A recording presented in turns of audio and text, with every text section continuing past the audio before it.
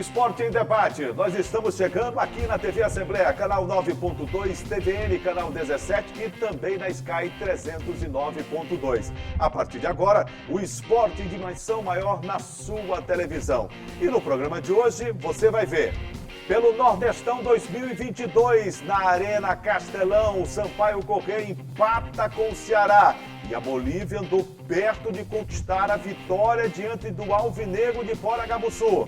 Federação Maranhense de Futebol define as datas para as semifinais do primeiro turno do Campeonato Maranhense.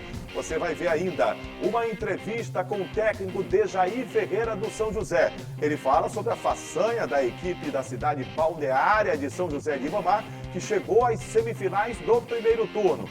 Uma entrevista com o vice-presidente da Federação Maranhense de Voleibol, Mauro Câmara. Ele fala sobre a carreira, fala sobre o desenvolvimento do voleibol do Maranhão, sobre as perspectivas para a temporada 2022. E no programa de hoje também, o Clássico Carioca, realizado em São Luís pela 6ª rodada do Estadual do Rio de Janeiro. O Botafogo mais uma vez venceu o Vasco da Gama. Tudo isso e muito mais na edição de hoje do Esporte em Debate, que já está no ar. E nós começamos o Esporte em Debate subindo a bola para falar de voleibol. Temporada 2022. O repórter Joelson Braga conversou com o vice-presidente da Federação Maranhense de Vôlei, Mauro Câmara, árbitro, inclusive, a nível nacional e internacional. Esteve nas Olimpíadas realizadas no Rio de Janeiro, também com a equipe de arbitragem do Brasil. O Mauro tem desenvolvido uma nova política para o voleibol maranhense. Inclusive, falou sobre a questão polêmica em relação à estatura de jogadores do Nordeste e falou sobre essa convocação de jogadores e surgimento de novos atletas aqui no estado do Maranhão para a modalidade de voleibol. Também traçou um paralelo sobre a temporada 2021 e 2022 com o calendário de jogos para este ano. Falou muito mais sobre o voleibol maranhense. Veja. Olá, Jurinha, Gregório, é um prazer voltar a falar com vocês. Cara, hoje o assunto aqui é voleibol. A gente vai conversar com um apaixonado pelo esporte. Aqui ao meu lado, o Mauro Câmara, na verdade, esse ano, 30 anos, né, na modalidade aí do voleibol. Eu queria primeiro que tu começasse a falar pra gente como é que começou, né, essa história, como é que o bichinho do voleibol te mordeu. Então, esse ano tô até meio assustado já, porque vai fazer 30 anos. Eu lembro quando eu fui convidado a fazer o curso, eu ainda estudava, eu tinha de 16 para 17 anos, então eu fiz um curso a convite de um professor meu de escola, que no futuro ele se tornou árbitro internacional e eu com o passar do tempo também me tornei. Então o Brasil, que tem 10 vagas na Federação Internacional, 2 foram no Maranhão. Então isso é bem legal. A gente tem uma história muito legal, inclusive ele encerrou a carreira agora na Olimpíada e encerrou numa competição coordenada por mim. Então, assim, foi bem bacana. Agora, interessante também, Mauro, que tu vem de outro esporte, tu vem do judô, né? Mas aí foi parar, né, na organização do voleibol. Como é que também tem essa relação entre o judô e o voleibol? Na verdade, o esporte, eu sempre gostei muito de esporte. Na época de escola, eu era daqueles alunos que fazia tudo. Fiz futebol de salão. Eu lembro que eu fui o primeiro goleiro da divisão de acesso da ADG, Associação Desportiva de Girassol. Eu lembro que tinha um campeonato brasileiro, eu não pude ser inscrito também porque eu era muito novo, então eu sempre gostei de fazer tudo, né? E o voleibol, coincidentemente, foi o que ficou e o que me destacou, assim, o que eu posso dizer nacionalmente, internacionalmente.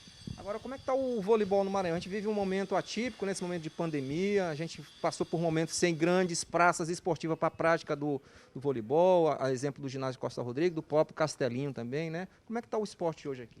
Isso é uma realidade não só do Maranhão, em nível de Norte e Nordeste, porque nós não temos a cultura de termos muitos clubes, né? Clubes, que tem muito na região sul e sudeste do país.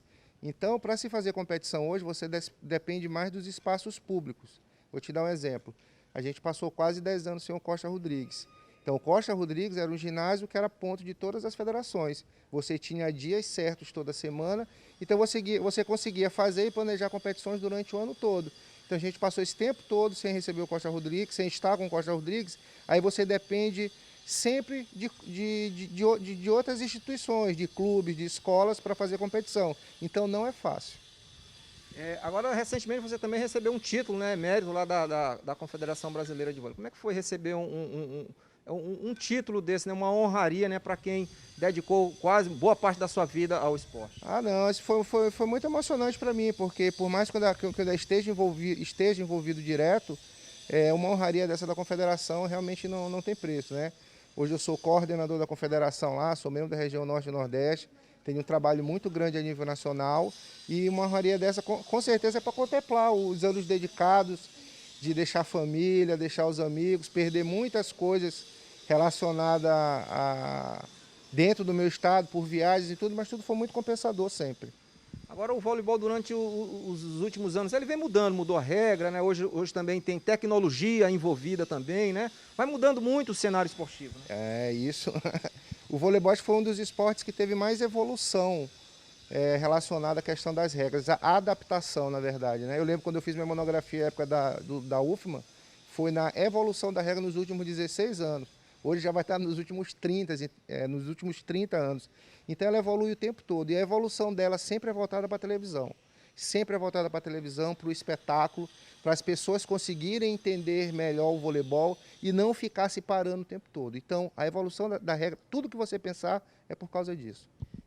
A gente se olhar para o voleibol no maranhense, no cenário nacional, não tem muita significância hoje. É exemplo do basquete, nós temos o Sampaio, já foi campeão da Liga Nacional. E o que acontece com o vôlei que não deslancha? Assim, a gente tem não é um problema, é uma coisa física, que é da nossa estatura. O voleibol hoje, para ser jogado de alto nível, infelizmente ou felizmente, se precisa de atletas com biotipo mais alto, né? Então não é questão de não ter competição, nem nada. Os jogadores que se destacam a nível de Norte e Nordeste, por não ter essa cultura do clube e tudo, as equipes da região Sul e Sudeste levam os nordestinos para lá. Então são destaques individuais que se tem, e sempre tem da região Norte, da região Nordeste, mas assim, a gente teve há 6 anos atrás, a gente esteve no cenário nacional, e esteve com a maior competição de voleibol de quadra do mundo, que foi a Superliga. Durante 2 anos nós tivemos o projeto do Maranhão Vôlei, né? Que era um projeto que a gente tinha intenção de ficar um bom tempo igual ao basquete, que a intenção no primeiro momento qual era? Não era ter jogadores maranhenses, era primeiro reformular a questão técnica, dos técnicos, de saber trabalhar em alto nível. Então a gente trouxe um grupo de técnicos de fora, onde o resto da comissão técnica era toda no Maranhão, então a ideia era fazer esse intercâmbio com os técnicos de fora, para no futuro a gente ter os técnicos trabalhando diretamente na Superliga, né? Infelizmente o projeto não conseguiu ter continuidade, mas a gente teve aqui durante 2 anos, recorde de público da competição durante 2 anos seguidos. Nós tivemos um jogo entre o Maranhão Vôlei contra o Rexona, do time do Bernardinho, que o ginásio Castelinho lotou e ficaram quase 2.000 pessoas do lado de fora. Então, a força do voleibol é o segundo esporte do país, e a gente teve isso durante 2 anos. Pena, né, que as pessoas que comandam o esporte não tiveram essa visão do voleibol, o segundo esporte do país. A gente tem aqui sempre os campeões olímpicos, os técnicos campeões olímpicos, Zé Roberto, Bernardinho, os outros, e todas campeãs olímpicas. Então, foi um projeto que passou. Hoje, para voltar é muito difícil, porque você tem que jogar... Eu ia até te perguntar isso. Existe alguma perspectiva de voltar isso aí ao que aconteceu há 5 anos atrás? O que eu vou te colocar em 3 níveis, né? A Superliga, a gente ficou no topo, que a Superliga é onde é mais difícil para entrar. Hoje você tem que jogar Superligas paralelas, né? Superliga C, Superliga B, para chegar lá. Então é um caminho mais difícil. É bem trabalhoso. Hoje eu não teria coragem, assim, meu espírito não teria coragem, porque foram muitos dias sem dormir para a gente fazer isso, junto com alguns colegas que fizeram parte desse projeto, junto com a federação, que o Biguá encabeçou isso daí. Hoje eu não me vejo, porque realmente é muito trabalhoso, mas sonhos sempre são para ter e para retornar, né? Quem sabe aí um dia a gente volta com isso. Agora, só para encerrar, Mauro, como é que está a formação também de técnicos aqui, essa questão de estudar, né? Não é só se praticar, mas também tem estudiosos sobre isso, tem os técnicos, tem a formação também de árbitros. Como é que anda isso aqui? Olha, é assim, a questão técnica, a questão de árbitro, tudo você precisa da experiência. Você faz um curso, se você não tiver como desenvolver isso, não adianta. Um exemplo, eu tenho um curso de técnico nível 3, eu sou gabaritado para comandar equipes de Superliga. Só que eu não sei mais nada do curso que eu fiz, eu não tenho a prática disso. Então, você fazer o curso, você tem que praticar. Um exemplo, os treinamentos de alto nível, você precisa de atletas de alto nível para treinar. Você precisa de pessoas que pulem alto, que bloqueiem alto, para você trabalhar defesa. Então, é um conjunto de coisas. Então, as pessoas fazem, lógico, para se gabaritar, para se ter noção, mas para a evolução é preciso isso. A mesma coisa a arbitragem. A arbitragem você precisa ter competições fortes, jogadores fortes, para você poder desenvolver. O que desenvolve na arbitragem, teoricamente a nível de Norte e Nordeste, é que por ser um nível um pouco mais abaixo, então acontecem muitas falhas. Então, nas muitas falhas, você consegue se desenvolver e trabalhar o que é para ser feito. Porque no alto nível, as falhas acontecem, os erros, mas são menores. Então, você consegue conduzir melhor. Você vai se destacar na questão da parte disciplinar, de você saber comandar o jogo. Tá certo. Mauro, queria te agradecer aí, parabéns, são 30 anos, né? Eu sou um amante do esporte, jogava vôlei na rua com cordão, né? Então, isso aí que é muito difícil. Parabéns aí pela sua dedicação ao voleibol do Maranhão e do Brasil. Não, para mim é um prazer, eu ainda tenho muito a devolver desse tempo todo que eu tenho de experiência, de mais de 30 mundiais, de participações em Olimpíada, Pan-Americano. Eu ainda tenho, a gente só se aposenta com 55 anos, né? Eu tenho 47 e aumentaram até para 60, então ainda vou ficar um tempinho a mais. Então ainda tem um monte de coisa assim. E na minha cabeça sempre aquela questão de retribuir tudo que eu passei, né? Retribuir para os outros, para os que querem, né? Porque tem as pessoas que acabam se fechando em um mundo paralelo aqui no estado e não querem abrir a cabeça para as coisas que estão acontecendo a nível mundial. E não adianta falar que não entra, né? Mas eu sempre estou aberto para isso. Eu queria aproveitar também, convidar, a gente não falou, mas a gente teve um campeonato brasileiro de clubes aqui em São Luís ano passado, no final do ano, masculino, onde o Maranhão ficou em terceiro lugar. A equipe que ganhou foi a equipe de Minas e de Santa Catarina. E agora, de 17 a 23 de março, nós teremos outra competição, só que agora no feminino, com a categoria sub-17, onde virão equipes de fora do sul do país também para participar. A gente está só definindo a questão do local. Tem uma competição a nível nacional, com jogadores de nível bem alto, que é bem legal para quem gosta do voleibol poder ir assistir. Valeu, Maurão. Obrigado. Tá aí, portanto, Jurinha, Gregório, a gente bateu um papo aqui com o Mauro Câmara, são mais de 30 anos, na verdade, 30 anos ele está fazendo em 2022 de história no voleibol. E eu volto com vocês aí, um forte abraço. Estou ao lado do Gregório Dantas. Tudo bem, Greg? Beleza, Jurinha? Que bom estar com você aqui no Esporte em Debate. Massa. O Mauro tem experiência nacional como árbitro. Internacional, né? Internacional. Teve nas Olimpíadas, tem viajado bastante o Brasil e o mundo. E ele é um dos responsáveis por esse processo de revitalização sempre do voleibol. Sim. E o Joelson bateu um papo muito interessante e dentre os temas que foram abordados, me interessei muito por um deles, né? Sim. Entre tantos que foram importantes. Sobre essa questão da estatura, não é, Greg? Ele falou que há uma dificuldade em relação aqui ao Maranhão e o Brasil, em comparação com o Brasil, porque a média de altura dos nossos atletas ela é baixa. Sim. Hoje, jogador de voleibol, 14, 15 anos, ele já tem 1,75 m, 1,80 m, 1,85 m, 1,90 m. 1,90 m. Até, né? É. Então, é uma diferença muito grande. A Sim. gente sabe que a população nordestina, e principalmente o Maranhão, é mediana, né? Sim, exatamente. Não, assim, o Mauro falou de vários temas interessantes, né, Gê? Esse aqui é um tema que a gente pode abordar assim. Ele fala sobre, o Joelson perguntou para ele, né, por que o voleibol do Nordeste não está tão desenvolvido quanto da região Sul e Sudeste. E o caso específico do Maranhão, né, aí ele avaliou, na avaliação dele, tem muito com relação à genética, né, do nosso estado, de que nós temos uma população de uma média, de uma estatura mais baixa do que da região Sul e Sudeste, né, e que hoje em dia, para você estar disputando em altíssimo nível, tem que ter uma estatura maior, como você bem lembrou aí, de 1,90 m para cima, para estar disputando competições de altíssimo nível do voleibol. E realmente isso aí é verdade, nesse ponto especificamente falando, né? Aí ele diz assim, quando surgem talentos maranhenses com uma altura maior, mais de 1,90 m, eles não ficam aqui no Maranhão. Aí soma-se, claro, a questão financeira, porque o nosso estado é um estado que infelizmente tem poucos recursos de investimento na área do esporte. Isso aqui é uma coisa fato, a gente vem falando isso aqui há tanto tempo no nosso programa, né? O investimento é muito maior na região Sul e Sudeste, então o talento ele é captado e levado para a região Sul e Sudeste. Greg, eu falei inclusive que é polêmico essa forma de avaliação, ele não deixa de ter razão, lógico, faz enorme diferença a estatura de um atleta para o vôlei, para o basquetebol, né? principalmente. Mas eu vou trazer um tema aqui que sirva também de uma analogia para o esporte, para esse trabalho desenvolvido com atletas jovens aqui no Nordeste brasileiro.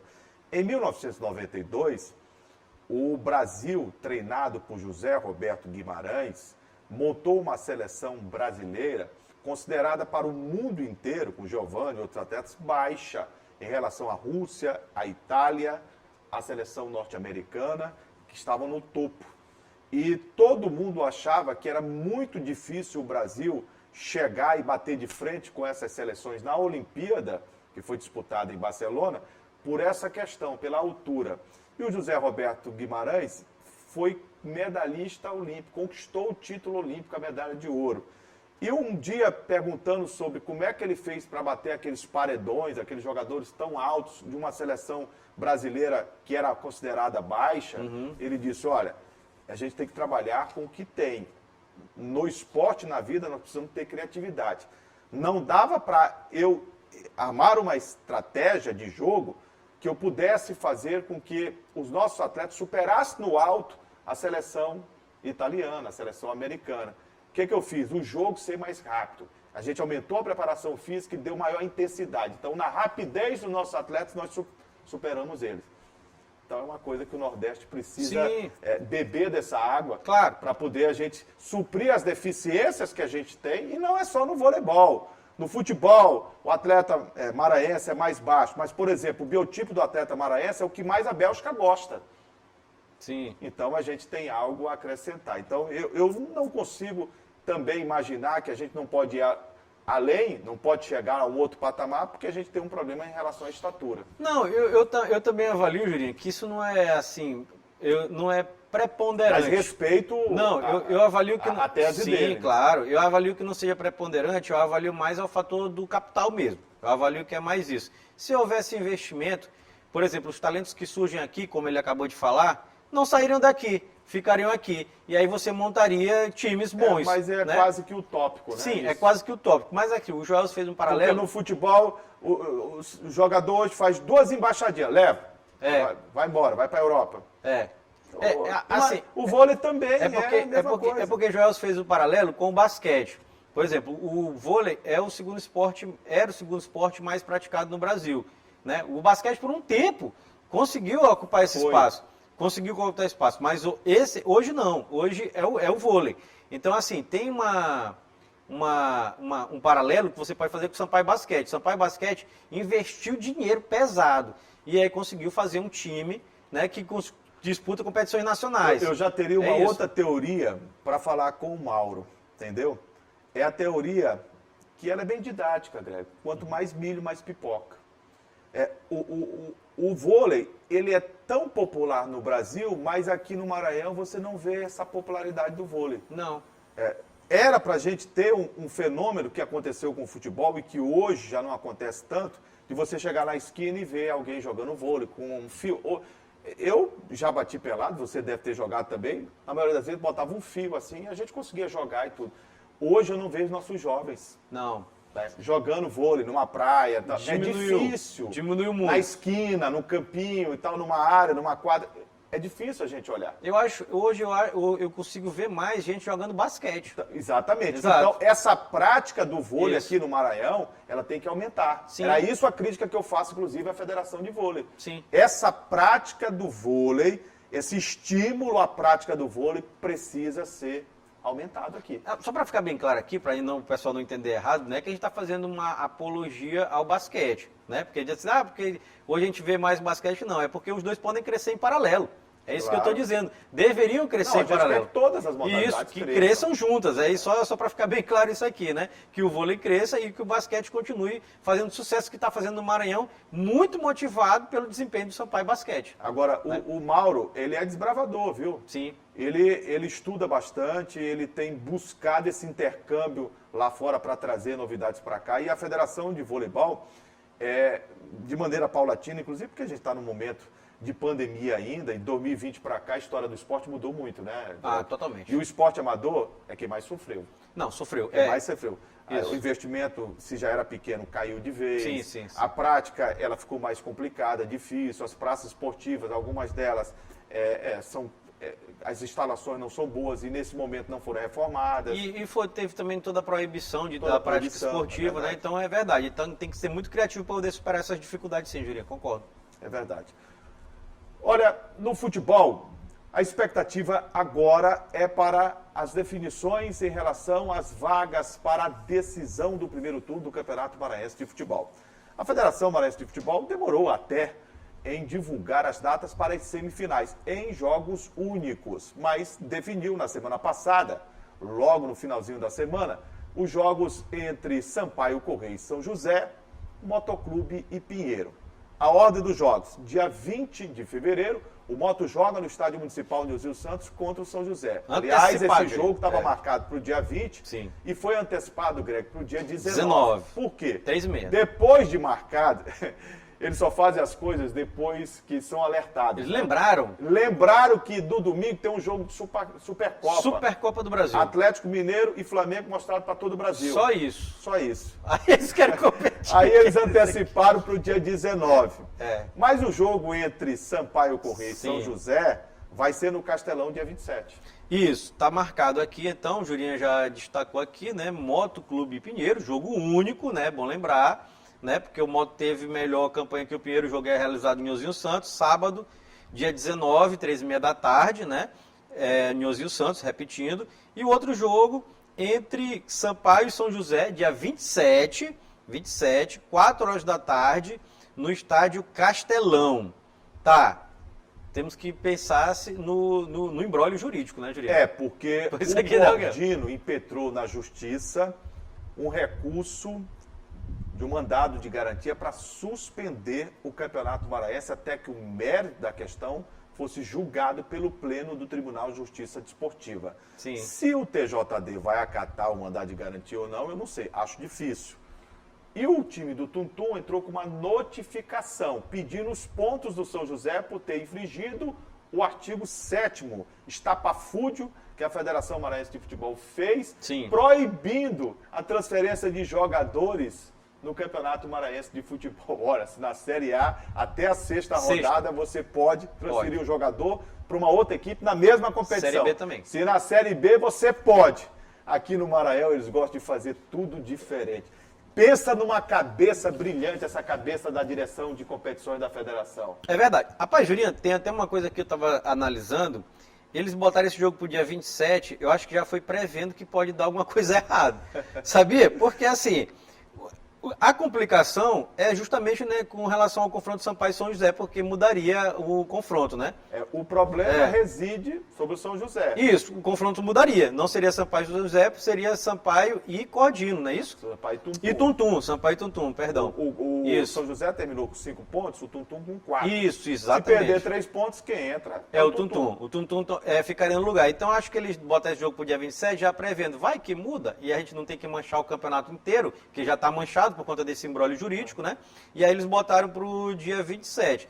Tudo por conta de um erro na elaboração do regulamento do campeonato. De novo, né? De novo. Não é nenhuma novidade. Não. Depois do intervalo, de Jair Ferreira, técnico do São José, fala sobre a chegada do Peixe Pedra à semifinal do primeiro turno e os preparativos para enfrentar o Sampaio Corrêa. Daqui a pouco a gente volta com essas e outras informações no Esporte em Debate. Segura aí que a gente volta já.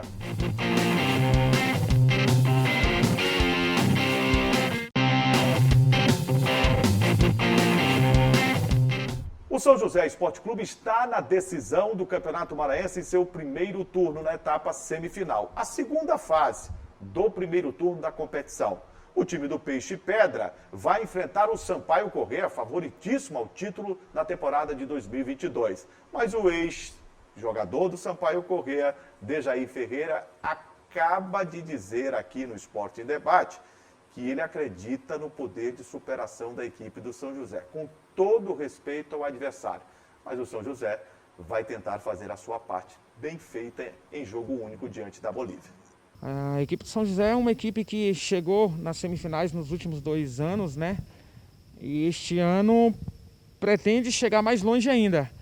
E a gente fez um grupo coeso, um grupo de jogadores já conhecidos, onde eu trabalhei contra e alguns que já trabalharam comigo em outras equipes. E graças a Deus tem dado resultado nesse início de campeonato, né? Campeonato difícil, que é o Campeonato Maranhense. E o nosso primeiro objetivo foi alcançado, que foi a classificação para a semifinal. Agora é esperar a federação marcar a data do jogo contra o Sampaio e encarar de frente, né? A equipe boliviana é favorita, não podemos negar, né? Por toda a estrutura, um time de Série B, mas o São José vai lutar bastante para tentar conseguir chegar na final. E o que o torcedor pode esperar de vocês e do elenco que vocês escolheram? Eu acho que hoje o torcedor do São José, ele está vendo uma equipe muito competitiva, né? Uma equipe que entra dentro dos jogos buscando sempre a vitória. A gente, nessa primeira fase, nós fizemos 3 jogos difíceis, praticamente 3 jogos fora de casa, né? Porque o jogo diante do Moto foi no Nhozinho Santos, mas a torcida toda era do Moto, né?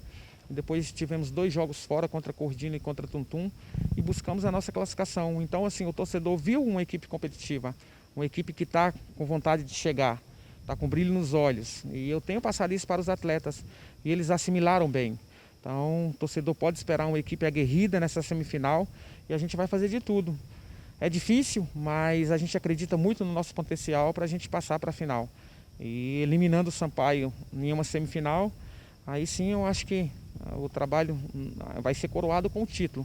Mas aí vai mostrar que realmente o São José tem uma equipe que possa brigar pelo título maranhense de 2022. Eu gosto do trabalho do Djaí Ferreira. Eu também estou gostando, Jurinha. Ele jogou muita bola, você sabe, como meia, Criciúma, Botafogo, muito Sampaio, bom jogador. Muito bom jogador, vários acessos de primeira divisão na carreira. Sim. Por onde passou por a mão de grandes estrategistas do futebol, creio que aprendeu. E ele tem um modelo de trabalhar, uma equipe que joga para frente, uma equipe que ele gosta do futebol desenvolto, ele não é adepto daquela retranca, conhece o que é time grande, sabe que vai enfrentar um time muito grande pela frente, um time de maior investimento, um time de Série B.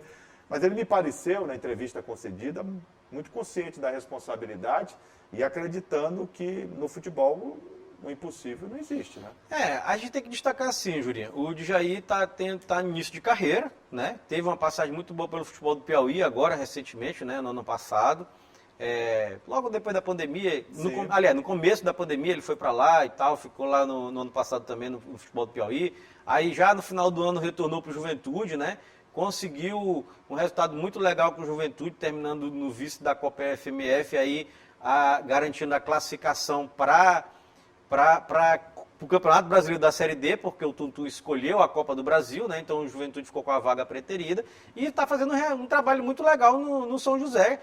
Conseguiu dentro de campo, né? Aí não vamos falar de questão jurídica, de escalação de jogador, de nada disso. Dentro de campo se classificar para a próxima fase, para essa fase mata-mata diante do Sampaio. E tem um confronto simplesmente com a equipe hoje melhor preparada, com as melhores condições do futebol maranhense, que é o Sampaio Corrêa. É muito complicado, muito difícil, mas ele tem que acreditar. Ele tem que acreditar e passar isso para os jogadores para tentar passar para a próxima fase da competição. Ô Greg, por falar no Sampaio Corrêa, pela Copa do Nordeste, no sábado à noite, na Arena Castelão, em Fortaleza, o Sampaio deu um calor do Ceará, time da primeira divisão do futebol brasileiro.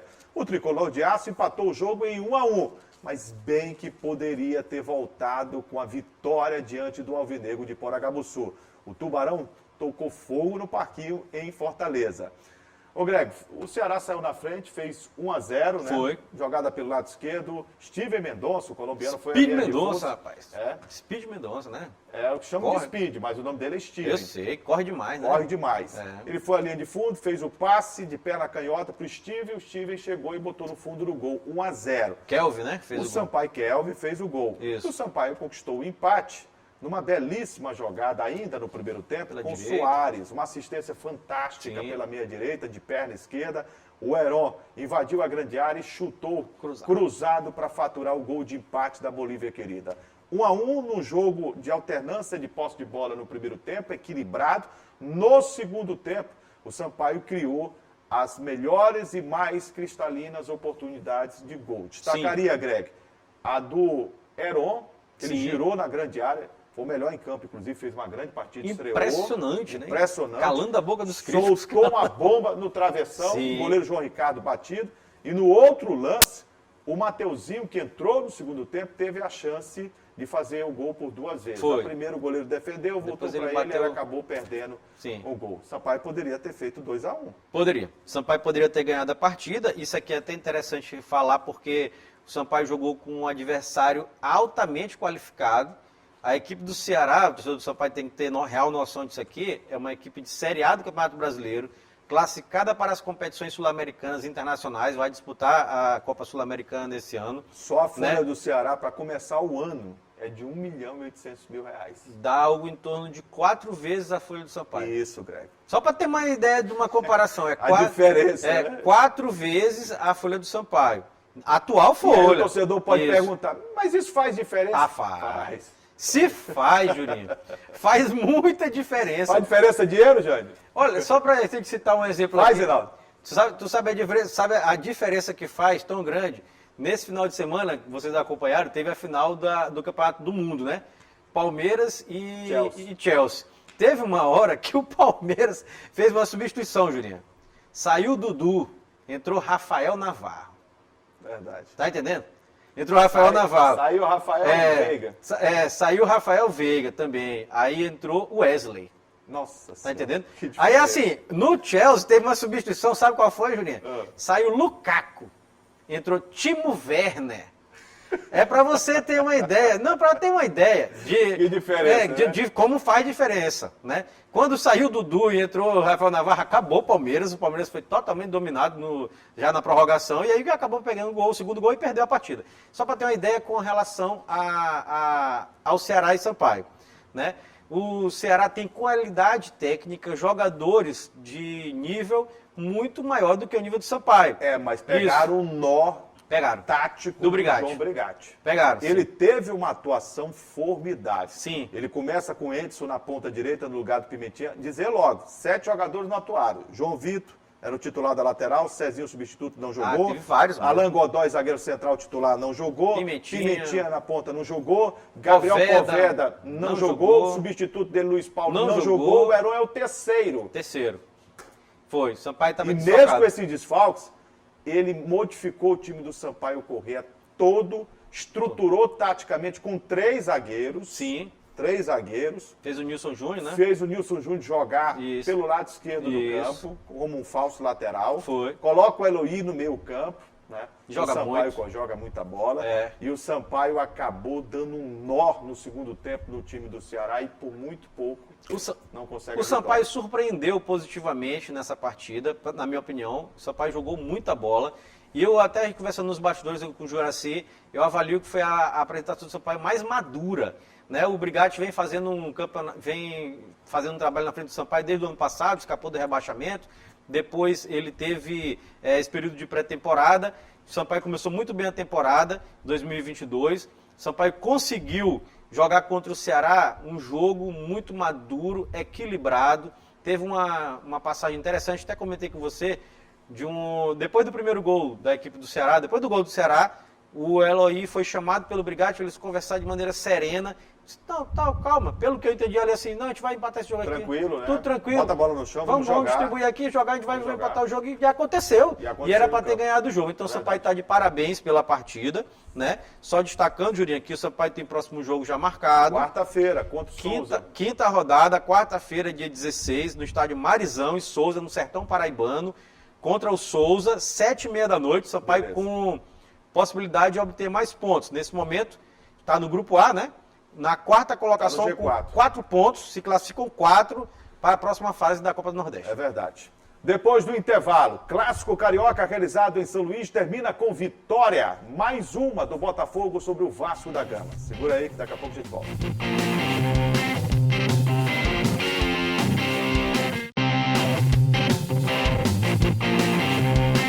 Nós já estamos de volta e São Luís recebeu o clássico carioca Vasco da Gama e Botafogo pela 6ª rodada do Cariocão 2022. Ô Greg, vitória do Botafogo 1-0. 1-0. Gol do Erisson. O Erisson. Matheus Nascimento não jogou, é o craque do time, Sim. jogador de 17 anos. O John Tex está com os olhos grelados, tem 17 anos.